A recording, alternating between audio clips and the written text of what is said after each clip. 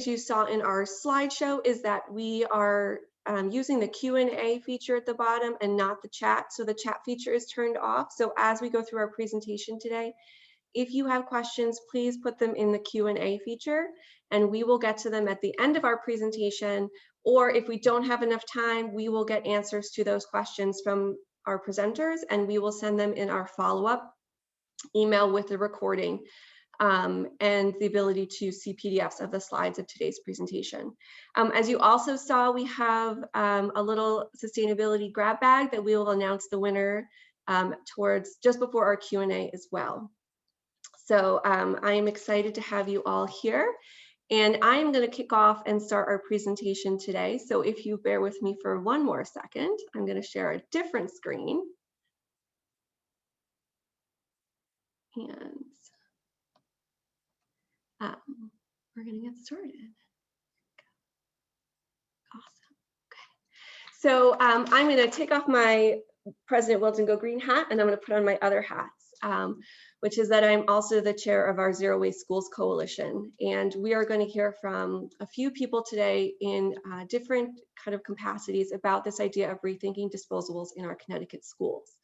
So our Wilton Go Green Zero Waste Schools Coalition was started in 2018 as a platform for schools in Connecticut and beyond to connect, learn, and share ways to introduce or enhance programming to reduce waste in our schools. And so due to COVID, we haven't been in person or as active, but we are still there as a support group for each other to look at how we can improve programming in our schools around sustainability. And so we are always accepting members and it's free. It's really exactly what it sounds like. It's a place for us to connect and share resources around these types of things that we're talking about today. So also within this group, we are officially a Rethink Disposables Connecticut chapter. And so Rethink Disposables is a program of Clean Water Action and Clean Water Fund. And their mission is to prevent waste before it starts by working with local governments, businesses and institutions and consumers to minimize single-use disposable packaging in food service, to conserve resources, prevent waste and ocean litter pollution. And as a Connecticut chapter, our focus, which is made up of a few different members, one are a Clean Water Action representative, a Center for Environmental Health representative, which I'll get to what they do in a bit, parents, community volunteers, and town kind of staff. Our mission is to educate and activate Connecticut schools to use safe, non-toxic disposables and ultimately shift to sustainable reusables for the health of their students and the environment. And so we're trying to make our schools go from kind of this single-use component to something like this, where we're really working on how to help make that shift. And that's a lot about what today's presentation is. And so one of the things we did as a Rethink Disposable Connecticut chapter this past summer when the pandemic hit and schools were trying to figure out how to reopen and trying to figure out what to do is we put together some flyers to give to families and to administrators about the safety of reusables, because it was something that was quickly set aside in terms of not understanding the COVID-19 virus and understanding how it is transmitted and how it sticks or not sticks. And we've learned so much in the last year, but this was something that we had started and something that we can share with our attendees as well. Again, just to kind of give people some information and some safety around, you know, it's still okay to pack your kids' lunch. It's still okay to use reusables. And I'll talk a little bit more about these later. So my part of today's presentation is a quick overview about single use, about some of the disposables that we're seeing, and then we're going to hear from some actual examples of what's happening in school even now and some studies that you can try and replicate in your school. So I think the biggest thing about single use, and I think most of us are aware of, is its effects on the environment. So single use items are heavy resources to create, to use. They have lasting effects, but they are used for such a short period of time. And they're limited with recycling too. And some people will always push, oh, well, we can recycle it. It's not a big deal. But I think what we're trying to get across too is like a lot of these things we can't recycle anymore. There isn't a market for them, or they're made with such different materials now that they can't be recycled. Or you know, plastic lids that we see in this picture and straws are not recyclable. Single-use coffee cups are not recyclable. Some paper products for school may say that they're recyclable, but they're tainted with lots of food waste, so they can't be recycled. So there's the bigger picture kind of environmental effect on single-use recyclables. The other thing that we see a lot with schools is obviously around styrofoam or expanded polystyrene or number 6. And schools are working hard to move away from polystyrene because we do know that it's a reasonably anticipated human carcinogen. We do know that it leaches into our food and to our beverages.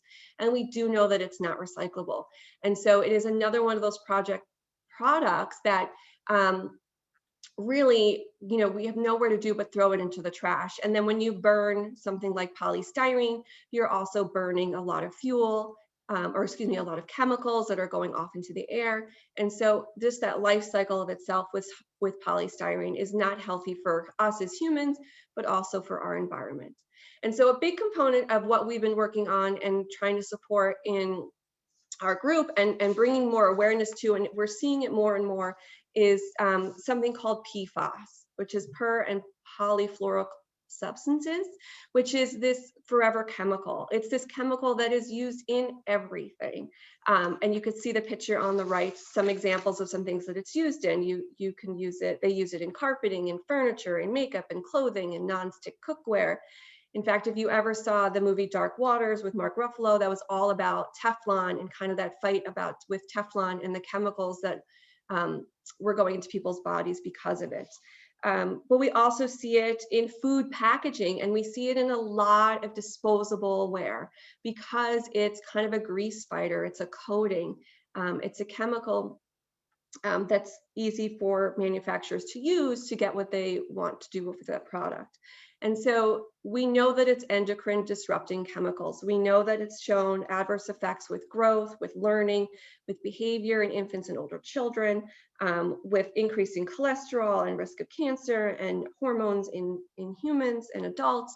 And so there's a lot of studies that have gone around that are showing that these PFAS chemicals and the work of Rethink Disposables and the Center for Environmental Health are trying to really highlight this. And I did put 2 links here because the FDA, last year in July, announced a voluntary agreement for manufacturers to phase out short chain PFAS in food packaging because of those adverse human effects that we're seeing as we get more and more studies. And there is more happening in the scientific community and with organizations that we're talking to today around raising awareness for PFAS.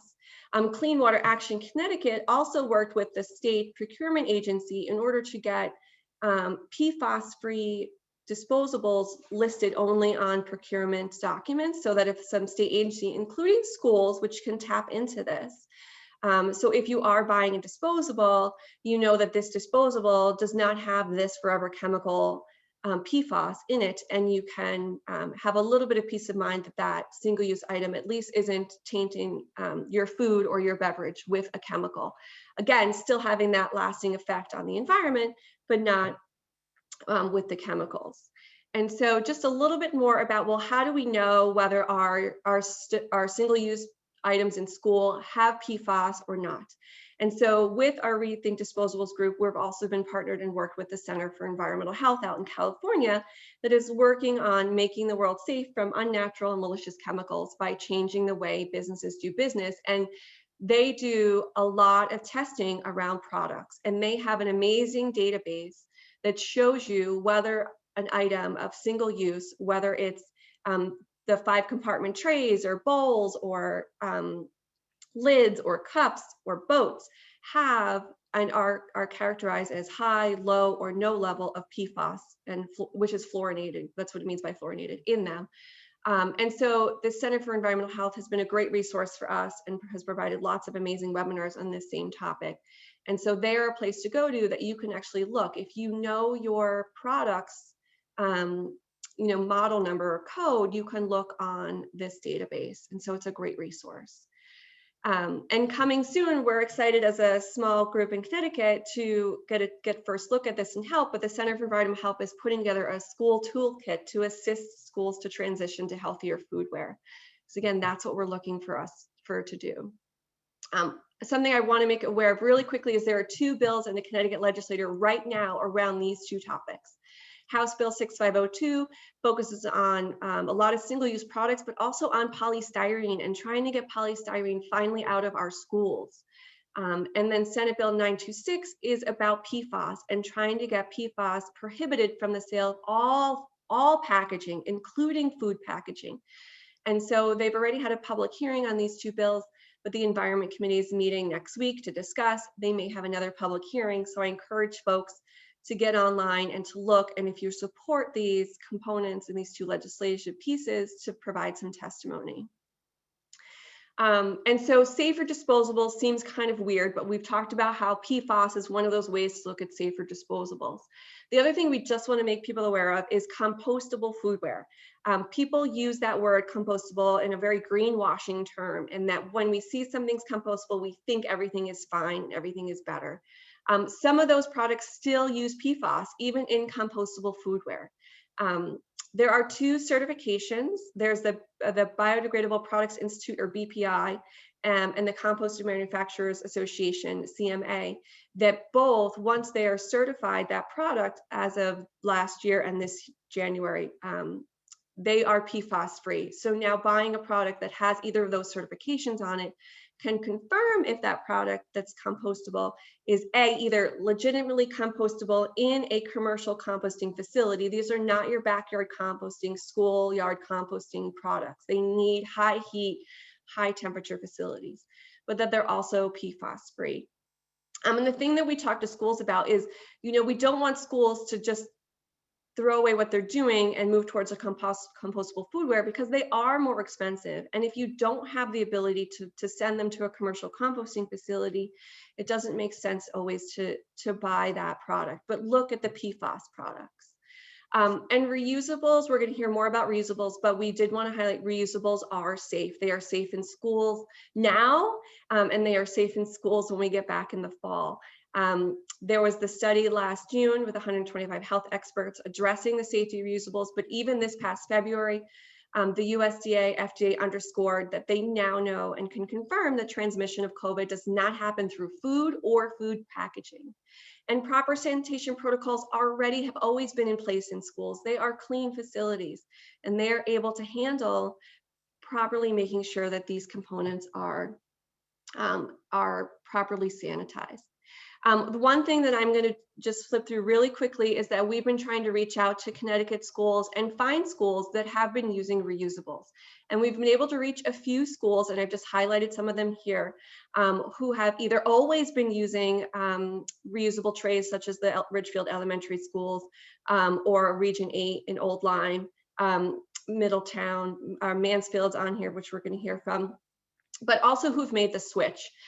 So West Hartford Public Schools always had dishwashers, but they didn't have the reusable trays. And they, in 2019, they went and moved towards reusable trays.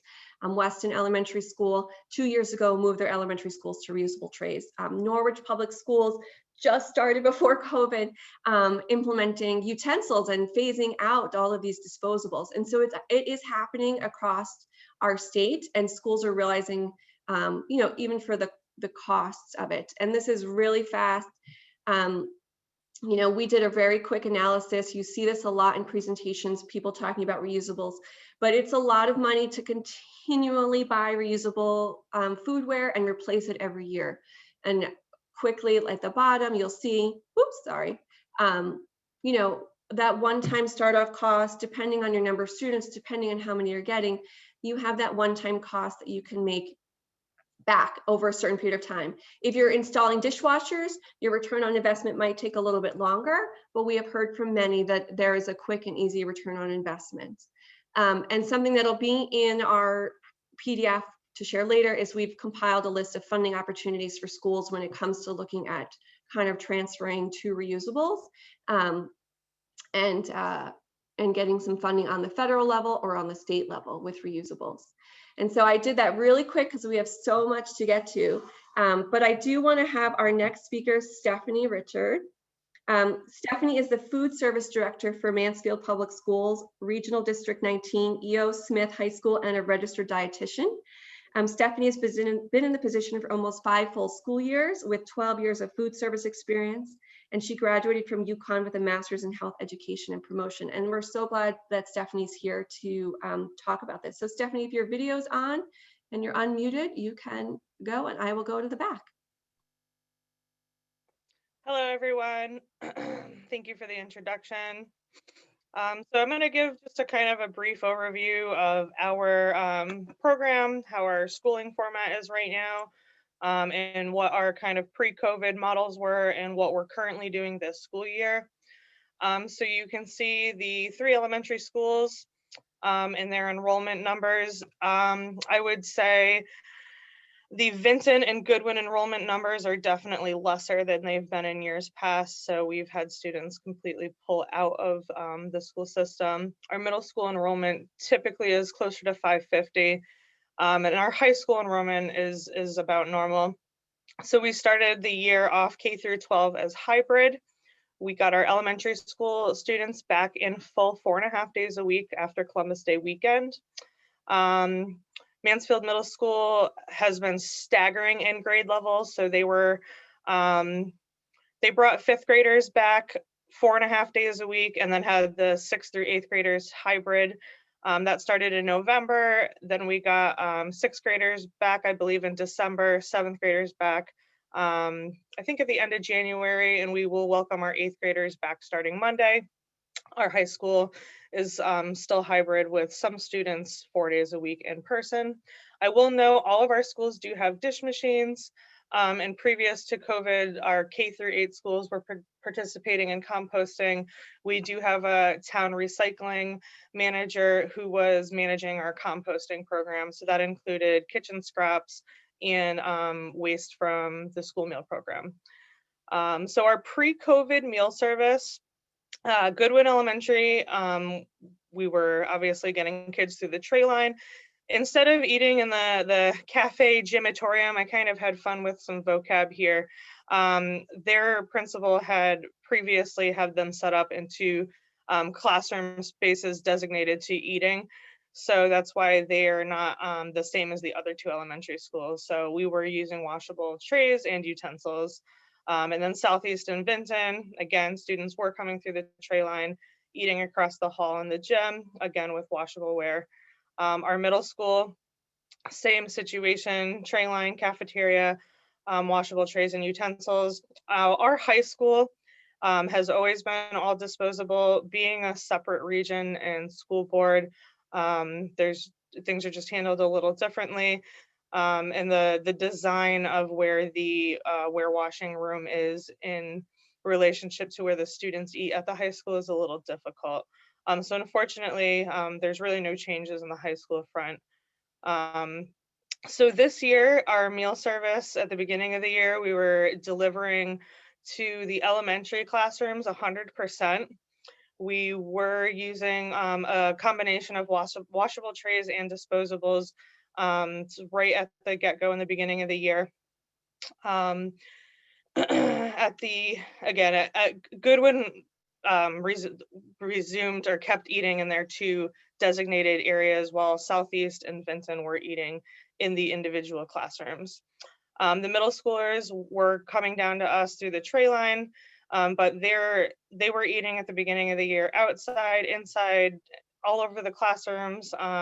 Now they're a little bit more congregated, but they're still out in the hallways. They're on the stage in the auditorium. They're still kind of eating a little spread out all over the building. So just some implications on our meal program from COVID in relation to this topic today. All of our planning that went into how we're going to operate our meal services followed CDC and our local Eastern Highlands Health Department guidelines. My husband's an executive chef at a pretty prominent restaurant in the area, so I had the experience of going through reopening with him and his procedures in his restaurant. So I felt pretty well versed coming into the school year about what we needed to do to keep everyone safe. We did install plexiglass at 4 of the 5 schools. One of my elementary schools, we did not install plexiglass in because we weren't getting students through the tray line at all. That is changing though. The principal had reached out and would like students to come back through the tray line after April break. So I am getting plexi installed there. We kind of switched up which type of washable trays that we used. I do have pictures coming up showing the difference. So we started off away from the 5-compartment reusable trays, and we had these nice round black trays that I believe we got in an auction or something. I believe they're from Panera Bread. But we had on hand in the district, and we had enough to distribute to all of our elementary schools to get classroom delivery on those trays. So again, I'll show what that looked like in some pictures. I was able to borrow a couple of meal delivery carts for temperature and safety control for the classroom delivery at the 2 elementary schools. And unfortunately, remote meals did increase packaging needs. I do actually have a picture of what one of our remote meal packages looked like. That was a 1-week pickup for families, so they would come and get either 3 days or 5 days worth of meals in one week pickup. Our universal free meals has impacted this too, because it's increased meal participation at one of my elementary schools. I actually went from doing about 20 breakfasts a day to 70 breakfasts a day. So you know, that's more milk, that's more straws, napkins, that sort of thing going out with those meals. All of our breakfast meals are currently kind of bagged in a grab and go format. I included our safety inspection scores from September. So this was kind of, you know, the nice green light from our local health department saying that yes, everything that you guys are doing is appropriate and safe. So you know, that's how we knew that the guidelines we were following were working. I'll also mention Mansfield is part of the EastCon bid co-op, so they do all of our paper goods bidding for us. Not that I'm 100% committed to everything on their bid, but any arrangements for getting new items on the bid, I would have to go through EastCon to do that. EastCon's a very big bid co-op in the state. Lots of districts participate. We have a lot of Board of Ed support in Mansfield for compostable trays, for reusable trays, reusable utensils, and staffing for warewashing. So that is great to have, despite, you know, some budget concerns that a lot of school food service operations are facing. I did a lot of training with paraprofessionals at the beginning of the school year in terms of glove use, cross-contamination when they're handing out those trays from the delivery cart to the students in the classroom. Our facilities and custodial plan had been in place from the beginning. The only implications there was just timing of lunch waves and recess in terms of custodial staff being able to get into the classrooms and fully clean and sanitize while students were out at recess after lunch or before lunch. I leveraged our holiday feast meal in November to get administration at the schools to get students through the tray line. Since that's such a high participation day, it would have been very hard to pull off with the delivery model. So I had kind of bargained with the principals that if they could send some students down to us through the tray line and kind of get in that habit, it would help us, and it would also help us decrease on waste as well. The meals that go out to the students in the classroom need to have all the components on the tray. So getting students through the tray line actually gives them some flexibility to deny components if they don't want a certain thing on their tray. So here's just some pictures here. This is an elementary school level, so you see the delivery cart using the 5-compartment trays. Everything is trayed, and then they're trayed in disposableware on the trays just to cut down on contact, and to make things a little cleaner in the classrooms. With the students eating in the classrooms, I have had increased requests from principals about not serving certain components. For example, one of my principals does not want any syrup going to the classrooms at all, which is kind of hard to tell a little guy that they can't have syrup with their French toast sticks. So you'll see a lot of disposableware on the trays still, and that's again to cut down on messiness in the classroom. So hopefully we can move away from some of this stuff. This is the middle school, so this is the tray line. During lunch service, you can see the plexi. Everything is behind the tray line. We do a combination of students choosing their own safely packaged things versus handing out things like when it's not a meal that doesn't require the spoon, the fork, the knife, the napkin pack. We have individual silverware too to cut down on excessive waste there. And then some non-hot lunch offerings, all prepackaged, ready to go at the middle school level. This is at my elementary school that is doing the 2 designated eating classrooms rather than students eating in their regular classrooms. So they have a little bit more open container freedoms there. So these are a couple nice examples of those black round trays I had mentioned before that have been very helpful and kind of keeping with the warewashing and not having to use so much styrofoam. So I've made some pretty bold assumptions for next school year in my budgeting and just kind of where my hopes will be. So hopefully, we're going to be fully staffed. I do have some vacancies right now that I just haven't really needed to fill. One of those vacancies is I had moved somebody from the middle school, which they're usually there for just warewashing during the lunch wave. So, I'm anticipating on having that person back at the middle school next year for fully reusable trays. Hopefully we get our students in person 5 days a week. Everyone's coming through the tray line, and then continuing 100% use of our utensils and trays. And hopefully no remote meals and no classroom delivery. Again, I understand these are pretty bold assumptions, but I haven't had anyone tell me that they're too bold, so hopefully that's a good sign. And that is all I have for Mansfield. I know we're doing Q&A later on, but. Yes. Thank you, Stephanie. So I'm going to have you stop sharing your screen and you can hide back on the video, and I'm going to introduce our next speaker. Julie Deschamps is a local environmental advocate and founder of Waste Free Greenwich, an online community resource to promote waste reduction and diversion strategies for Greenwich residents. Julie serves on the Greenwich Recycling Advisory Board and heads the waste reduction sector for the Town of Greenwich Sustainability Committee. As a longstanding member and former co-chair of the PTA Council Green Schools Committee at Greenwich Public Schools, she has led efforts to promote reusable food serviceware and other waste reduction measures like recycling and composting. Thanks, Julie. Good afternoon. Thank you to Tammy and Wilton Go Green for inviting me to share our continuing journey from disposable to reusable foodware at Greenwich Public Schools. Our school district, located in the southwestern corner of Connecticut, has an enrollment of 9,100 students with 11 elementaries, 3 middle schools, and 1 high school. For over a decade, our Green Schools Committee, along with parents, students, and community leaders, fought for the elimination of toxic styrofoam trays in our cafeteria. And now we are advocating for a shift away from single use to reusable foodware, efforts which have unfortunately been hampered by the pandemic. Over the years, our team conducted thorough research and testing of options and consulted with other school districts nationwide.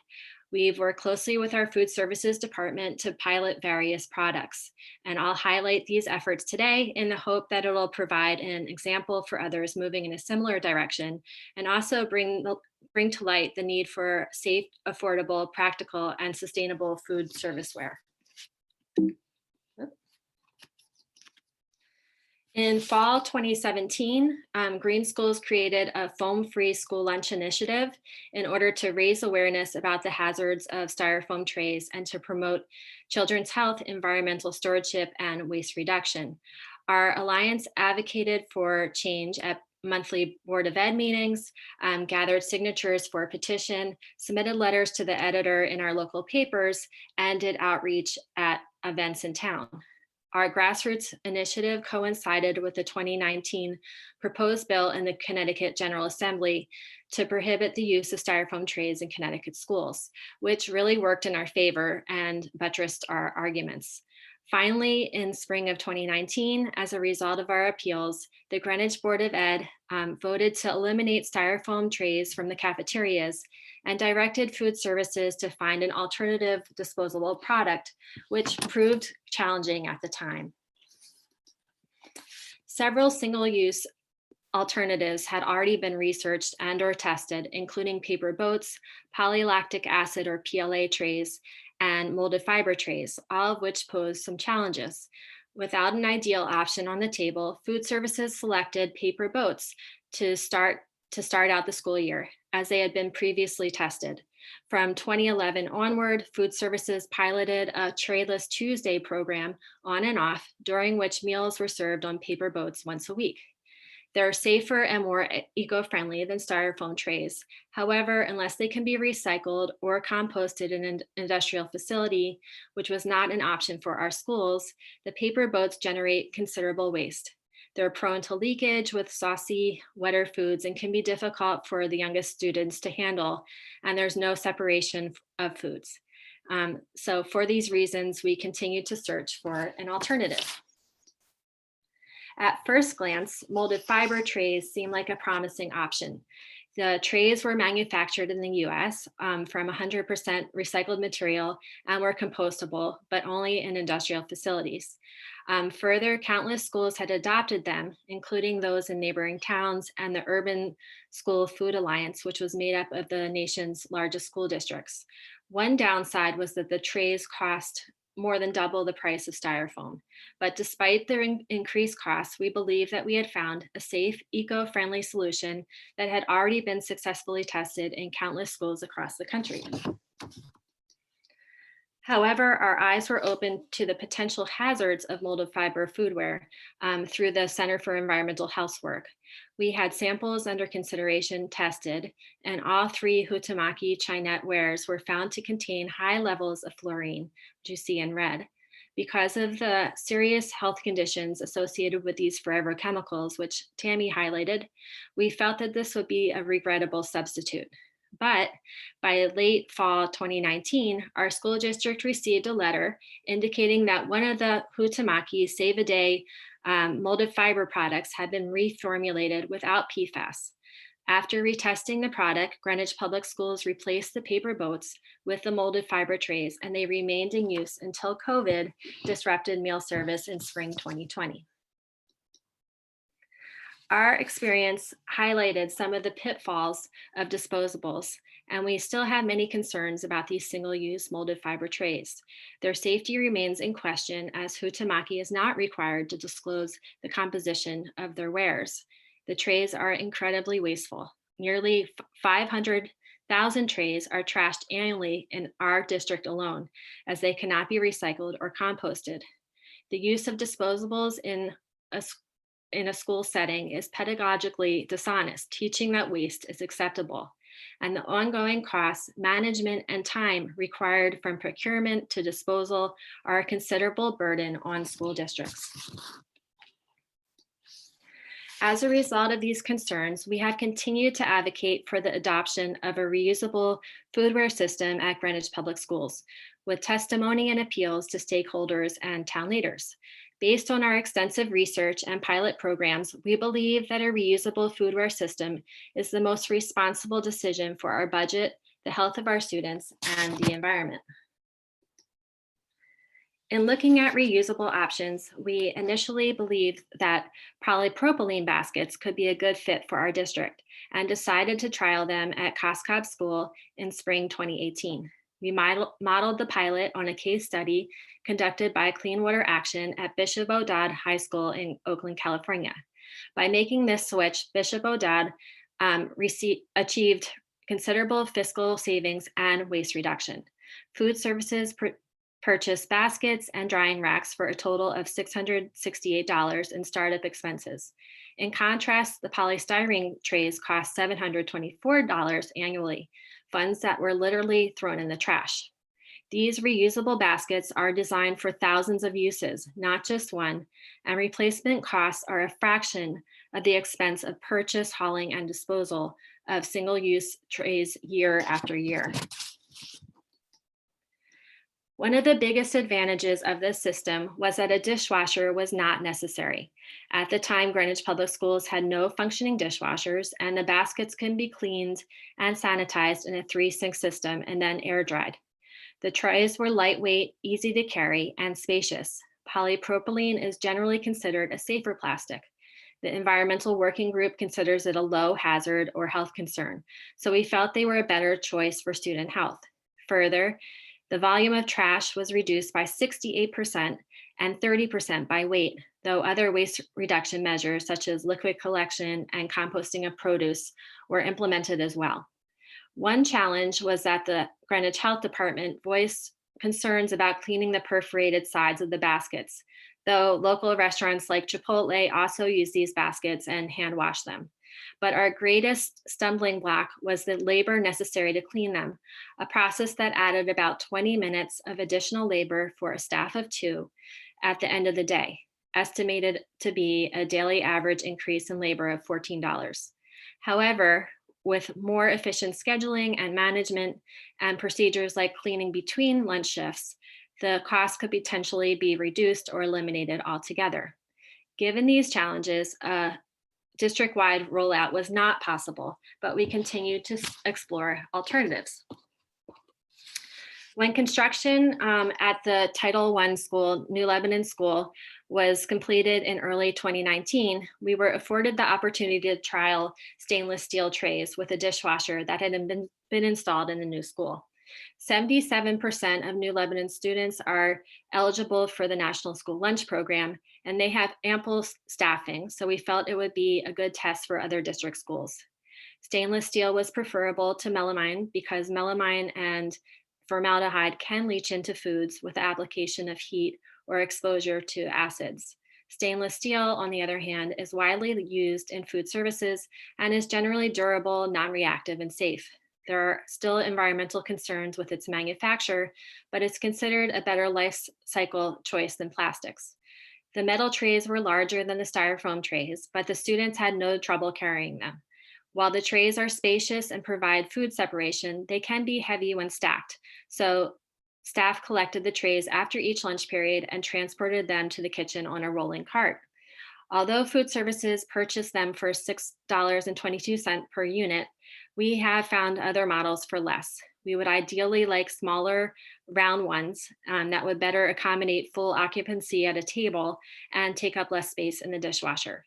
The dishwasher was our biggest hurdle in the end. It was not of a commercial grade that could handle heavy use, and it ended up breaking down in the fall of 2019. The administration has not yet replaced it due to COVID disruptions. And this is a precautionary note to plan for the future when renovating or constructing new kitchens. Notwithstanding, the pilot was considered an overwhelming success. The school experienced an 80% reduction of trash by volume and 54% by weight. The cost of purchasing and disposing so many single-use trays could be significantly reduced, an estimated $2,100 for disposal fees just at New Lebanon each year. Moreover, custodians had to change the bags only once a day rather than after each of the 6 lunch periods, and floors were decidedly cleaner, decreasing their workload. Despite large participation in the lunch program at the pilot school, the kitchen staff were able to clean the trays during and between lunch shifts, so labor costs were not impacted. Due to this success, we hope to roll out the program at more schools, but our plans were disrupted. A year ago, when the pandemic hit, funding for a reusable system in the superintendent's budget had already been approved by the Board of Ed. The town's capital improvement plan included the procurement and installation of dishwashers, reusable trays, and utensils, and even possible challenges like asbestos abatement. We were in the midst of debating the merits of different reusable systems, installing dishwashers in each school, or employing a centralized plan whereby reusable wares would be transported to a central site for sanitization or a hybrid of these systems. The final step was to gain approval from the Greenwich Board of Estimate and Taxation. We were so close. Then COVID arrived in March, and the school budget was cut by $3 million, including the $125,000 proposed to introduce a reusable system. This was a real step backwards, and the district has yet to regain its footing. While the administration brought a contractor in to evaluate the kitchens in several district schools over the last few months, funding for dishwashers and reusable wares was left out of the superintendent's budget for the 21-22 school year. Despite these setbacks, we're still optimistic that Greenwich Public Schools will join the reuse revolution and transition away from disposables to reusables sooner than later, the most responsible decision for our budget, student health, and the environment. Thank you so much. Thank you, Julie. All right, up next, our last presentation from Andrea Gottlieb, and she is an active parent volunteer who started the Rowayton School Green Team. The Green Team includes parent volunteers, a staff liaison, and over 50 student ambassadors, and has full support from school administration and janitorial staff. The Green Team has taken field trips and has incorporated student involvement, including curriculum lessons, art projects, and education. In 2017, they redesigned their cafeteria that included adding a dishwasher, reusable trays, and silverware. And we added food waste composting in 2018, member of the Zero Waste Schools Coalition, and our Rethink Disposables. So Andrea, you can share your screen and take it away. Oh, and you're still muted. Hi, let me share this. Oh, hold on. Oh, it's not going to let me. No, it's not letting me do it. 1 second. Okay, no worries. I think it's going to do it. There you go. Doing it? Yay. Yep. Okay. Okay. Hi. Thank you, Tammy. So I run the Green Team at Rowayton Elementary School. Rowayton is a small school in Norwalk, Connecticut. We currently have about 480 kids enrolled. My presentation is really based on most of pre-COVID information. Currently, I liked the term that Stephanie used, classeteria. Our cafeteria is not being used for eating right now because we have classes taking place in the cafeteria. So everything that I'm going to show you is from a pre-COVID perspective. Based on recent information and the changes in the district and the 3-foot guidelines, we are pretty confident that we will return to everything that you're seeing now coming the fall of 2021. So we're very excited about that. Okay. So just a bit about who we are, a group of parent volunteers who came into the school when my daughter was in kindergarten and saw that there was a waste problem going on with recycling and garbage. We work pretty closely with the staff and administration and facilities. We were able to luckily get a staff liaison, which is key because that helps move all of our mission communicated to the other staff members, teachers at the school. We do work with a couple different organizations in town. We work with a group called Skip the Plastic. We work with the Rowayton Civic Association, our local 6 taxing district, Norwalk Common Council members. Obviously, we wouldn't have done much without Tammy and her group, Wilton Go Green and Norwalk Grows. We are a member of the Coalition for Zero Waste Schools and our newly formed Rethink Disposables Connecticut. And we have participated in the Zero Waste Fair, and hopefully that will be back next year as well. Oops. Okay. So a bit about what we did and how we started. We started off small and just did a full waste audit of the building. Basically, we went room to room to see who had recycling bins, who didn't, where they were needed. We were lucky at the time to work with the Norwalk Department of Public Works, and they had some extra recycling bins. So we made sure that each room in the building, not just classrooms, that includes specials rooms, breakout rooms, staff rooms, were equipped with the proper recycling and garbage cans. We filled out a form to get a Recycle CT school grant, and were awarded that grant. We still work pretty closely with Cheryl Baldwin. I think she's on this call. We created reusable snack and sandwich bags, and we sell them in our school store. We also created a sustainable party box. We noticed that a lot of the parties going on at the school relied heavily on wasteful, plastic and things like that. So we created a sustainable party box. And you'll see that in the upcoming slide that parents can check out for class parties. We cut back on single-use water bottles at school events, and we still participate in the crayon and marker recycling program that Crayola puts out. We also participate in the walk and bike to school days. There are 2 of them, one in the fall, one in the spring. The National Recycling Day in November. Earth Day has become Earth Month, and we have lots of activities throughout the month of April. World Bee Day and National Compost Awareness that happen both in May. With the help of this group, we put out our own sort of waste-free lunch, how to pack a waste-free lunch flyer earlier this year. And that you can see there. We started a pretty active Green Team Ambassador program. You can see all the kids there. We've taken field trips. We took them to the Wheelabrator facility in Bridgeport. We also went to Millstone Farm in Wilton. The parent volunteers also got to go up and see one of the places where our composting gets to go. We've done every year, we have been able to do an Earth Day art project. And the great thing about that is it's not just our ambassadors, it's the entire school. So this gives you an idea. We collected, we had all the students collect bottle caps, and we made some pretty great art with those caps and got to hang it in our school.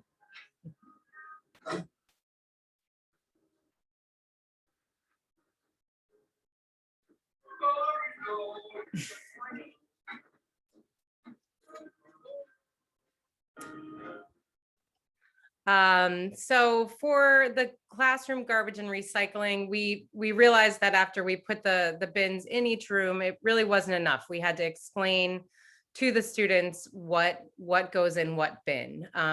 Many times we would walk through the building and see that the recycling was full of garbage and the garbage was full of recycling. So we had these signs created based on the city of Norwalk, what's in, what's out, and it does change based on what the city will accept for recycling and trash, but we laminated those and made sure that they were posted above each garbage and recycling bin in the classrooms. The other challenge here was the day custodial staff was completely aware of our efforts, but there was a different team that comes in at night, and unfortunately we found that they were merging both recycling and garbage and putting it all in the garbage. So that took a bit of education with our evening staff to make sure that it was properly sorted and disposed of where it needed to go. Our building, we got lucky. We have these refillable water stations. So we did a really big push for each student to bring in their reusable water bottle and fill it instead of bringing in single-use plastic bottles. You can see a picture on the bottom. That is what is in our reusable sustainable party boxes. So it's plates and silverware and pitchers. And the parent checks it out and is responsible for washing all the items and returning it the next day. We recognize a problem with our breakfast program. We are part of the, all our students are able to get breakfast at our school.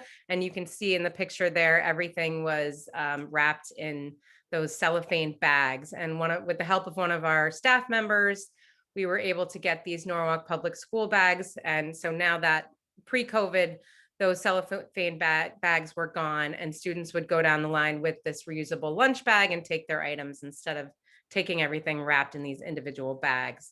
The other thing about that was great was that almost every single classroom out of the 25 had a Green Team ambassador in it. So it became their job to return the bag. So we really got lucky. And in 2017, we were in the process of redesigning our cafeteria.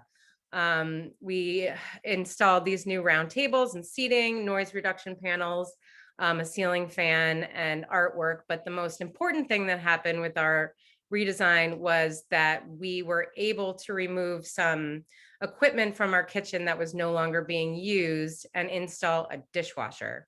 I know that some of you on here are looking to have this done in your schools.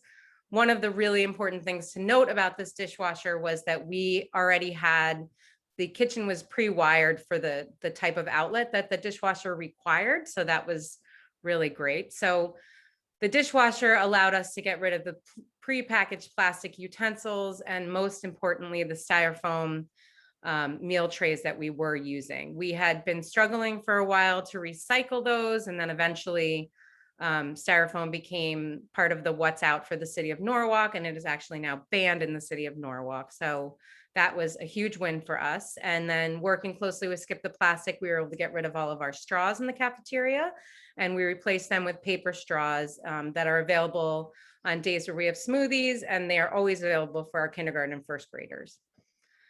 So that is our dishwasher. It's a Champion under counter. It was purchased via Restaurant Supply. It also included several different, shelves and mounted brackets and a slop sink. The trays that we have are the 6 compartment trays that are made of polypropylene. And then, so these having all this in place eventually allowed us to move our entire cafeteria to a new waste stream that includes recycling, liquid removal, garbage, and compost. Another thing to note, you can see the students there clearing their trays. We were losing some money and having to replace a lot of our steel utensils. So we purchased these 2 magnetic lids, you can see there. So if a student does dump a tray and accidentally doesn't remove the silverware first, it will click to that lid. So we have saved quite a lot of money there. We introduced really clear, easily recognizable signs to match our new waste stream, and we distributed it throughout the cafeteria. And we also made a pretty big effort to color code everything. So like the bin that you put your liquids in is a yellow container. The recycling, we stuck with the blue that is known for recycling. Compost was green and trash was black. We also kept up with our signage, multi-language learner friendly visual signage that we placed on the tables to let the kids know what goes where. That seemed to be our biggest problem for the kids. They just weren't sure what things to put where. And as a green team, we went around and we started a sorting game, and we would bring items and lay them all out and have the kids put them in certain categories. So it did take some education on the part of the students, but they picked it up very quickly. Our Girl Scout troop helped us make some more visuals, you can see there. We created some shadow boxes. I will tell you that we have had to make these shadow boxes easy to open and easy to replace items. And that is because of the City of Norwalk, what's in, what's out. We were able to launch our composting program in the cafeteria in April of 2019. You can see some stats there, but the one that I think is the most exciting is that just in 1 week, we diverted almost 700 pounds of waste that would have gone straight to the garbage and diverted it to other places. I know in the chat box for the Q&A, which we'll get to after, we have about, I think we would have 6 toters full every week, and our compost was picked up by curbside compost every Thursday. And here's a quick video, sort of proof that the students can do this. We do have our green team parent volunteers come in and help, but after a couple weeks of showing them what to do, this is pure proof that the students are able to do this. We have 2 different stations, one in the front of the cafeteria and one in the back. Okay. We put up a big poster of the what's in, what's out for students to see. And then the last slide is just, how to get a green team started in your school. The first and most important is for your school to join the Coalition for Zero Waste Schools. Talk to your PTA and your school administration. See if you can get a staff liaison, ask for help connecting you to your food services provider to see what's available. Get the students involved. There's tons of relevant content in the curriculum, STEM projects. You'll find that you probably already have software licenses for things that have tons and tons of information. There are grants available. Tammy's slides had tons and tons of information, and to start small. Okay. Thank you, Andrea. So I'm going to have you stop sharing your screen, but if Julie and Stephanie want to come back on, I know we are just at almost the top of the hour, and we did have some questions come in that we were answering in the Q&A section as well. So Andrea, can you stop sharing your screen? Yeah, for a I'm second? trying. It's okay. Same here.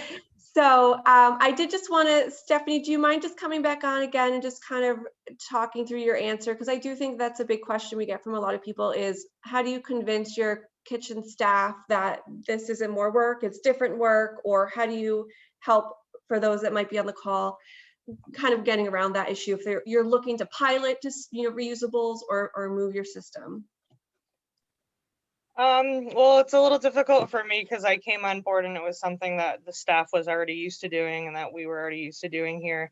You know, in my opinion, and this might seem harsh, it just kind of is what it is. You know, if they truly don't have the time or it's truly cutting into something else, you know, I know a lot of budgets again are pretty tight right now, but you know, I've found success in empowering staff to learn where they can be more efficient with their workloads, to have time, or where they can proactively do things in downtime, again, creating time for something such as this. But I mean, I'm actually shocked just kind of reading through and learning about how many schools have dish machines that are not used in this capacity.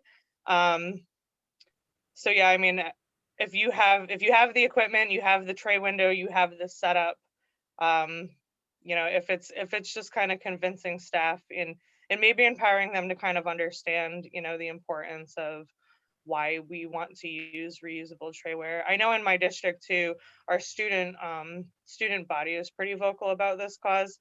So we do get a lot of help there too, because if they're not maybe hearing it from me, then I know they're hearing it from the students when they come through the tray line and why aren't we using, you know, the usual trays. Yeah, which is great. And I'm going to wrap up with one more thought, but I just want to let Naya from Southington know she's our winner, so I'll be in touch about your goodie bag. And I know we're at run o'clock and people have to jump off, that's okay, but I just wanted to reiterate again that I think our goal of this webinar was just really surface touching about, you know, safer disposables, some resources of how you can find them, some examples of some pilots and people who are doing reusables now, to let people know that it is possible and it is a conversation that you can start with your district and with your administration with the right resources and tools behind you. And that's where we hope to come from with this webinar, is to give examples and resources and tools. And so I just want to thank everyone, Stephanie and Julie and Andrea, for continuing to do this kind of work and to move towards this. And we'll send a recording, we'll share a PDF of slides, and then we'll provide some additional links and resources to get in touch with folks and to learn more about the organizations that we mentioned, like Center for Environmental Health and Rethink Disposables. So thank you to everyone on this call in attendance. And again, we'll send out the Q&A after as well. So thank you. So everybody enjoy the rest of their Thursday and have a good weekend. Thank you. Thank you. Bye. Thanks. Bye.